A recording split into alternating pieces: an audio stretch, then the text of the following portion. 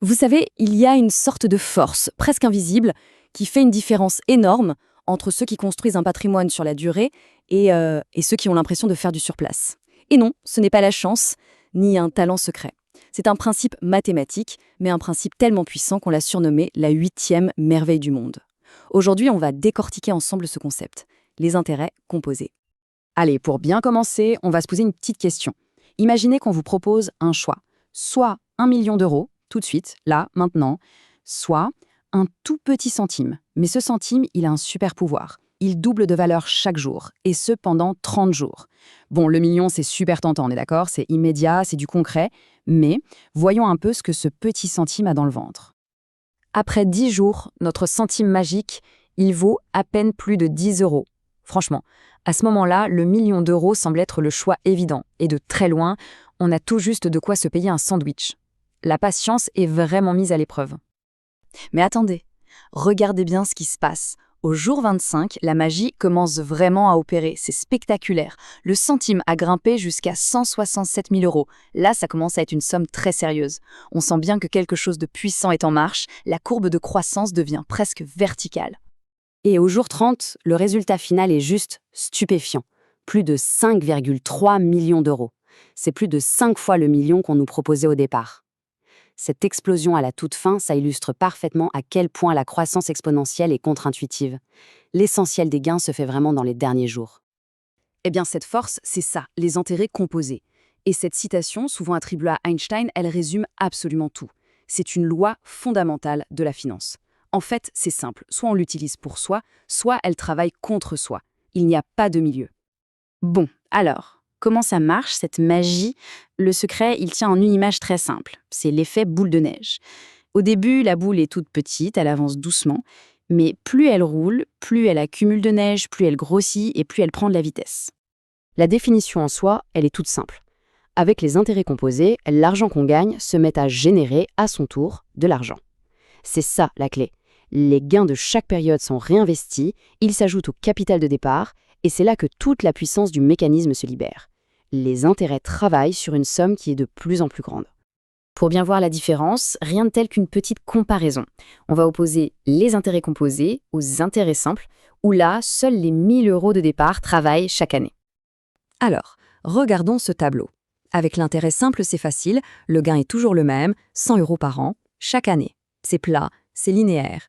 Maintenant, avec l'intérêt composé. La première année, c'est pareil, 100 euros. Mais dès la deuxième année, on gagne 110 euros parce que les 10% s'appliquent maintenant sur 1100 euros et non plus 1000. Et regardez après 30 ans. La différence est juste colossale. On passe de 4000 euros de gain en tout avec l'intérêt simple à plus de 17 000 euros avec l'intérêt composé. Le secret, c'est vraiment ce réinvestissement automatique des gains. On pourrait se dire que pour profiter d'un tel pouvoir, il faut avoir beaucoup d'argent au départ. Mais en réalité, l'ingrédient le plus important, le levier le plus puissant que l'on ait, c'est le temps. Prenons une petite histoire pour illustrer ça de manière très concrète. Voici Lucie et Guillaume. Ils vont tous les deux investir, mais avec des stratégies complètement différentes. Alors Lucie, elle commence super tôt, à 20 ans. Elle met 4000 euros par an. Mais attention, seulement pendant 20 ans. Après, elle arrête tout. Au total, elle a investi 80 000 euros de sa poche. Guillaume, lui, il attend. Il commence bien plus tard, à 40 ans. Il investit la même somme, 4000 euros par an, mais il le fait plus longtemps, pendant 25 ans. Au final, il a donc investi plus que Lucie, 100 000 euros. Alors la grande question, à 65 ans, qui a le plus d'argent? Eh bien, Lucie se retrouve avec plus de 1,8 million d'euros. Et Guillaume, lui, il n'a que 352 000 euros. C'est plus de 5 fois moins alors qu'il a mis plus d'argent au départ. La seule et unique différence, l'argent de Lucie a eu 20 années de plus pour travailler tout seul. Le légendaire investisseur Warren Buffett l'a très bien résumé. Il a quand même acheté ses premières actions à l'âge de 11 ans. Ce n'est pas du tout un hasard s'il considère les intérêts composés comme l'un des 3 piliers de sa fortune. Commencer tôt, c'est vraiment l'avantage ultime. Mais attention, parce que cette force qui est incroyablement puissante pour construire de la richesse peut tout aussi bien se retourner contre nous et en détruire. Oui, le même mécanisme qui fait grandir une épargne peut faire exploser une dette. Surtout les dettes avec des taux d'intérêt élevés, comme les crédits à la consommation ou les découverts bancaires. Là, on paye des intérêts sur les intérêts de la dette. C'est l'effet boule de neige, mais à l'envers. D'ailleurs, il y a un petit outil mental super pratique pour visualiser ça, la règle de 72.